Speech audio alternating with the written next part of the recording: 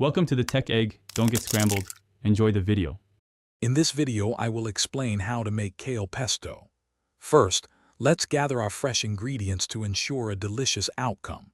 You'll need about 4 cups of fresh kale, 1/3 cup of pine nuts, and 1/2 cup of grated Parmesan cheese.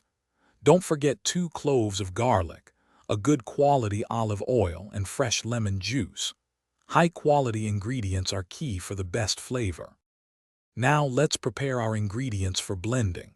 Start by washing and thoroughly drying your kale. Excess water can make your pesto watery. Next, lightly toast your pine nuts in a dry pan for a few minutes until fragrant. Then, combine the prepared kale, toasted pine nuts, 2 cloves of garlic, and the Parmesan cheese in your food processor. Achieving the perfect consistency is next.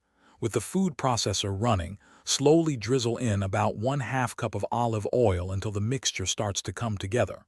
Then, add 1 tablespoon of fresh lemon juice. This brightens the flavor and helps preserve the pesto. Continue blending until it's smooth, yet still has a pleasant, slightly coarse texture. Once your delicious kale pesto is ready, it's time to think about storage and serving. Transfer it to an airtight container. To keep it fresh, pour a thin layer of olive oil over the top before sealing. It will last for about 5 to 7 days in the refrigerator. Enjoy your homemade pesto with pasta, spread it on sandwiches, or use it as a flavorful dip. Thanks for watching. Consider subscribing if I helped unscramble your problems.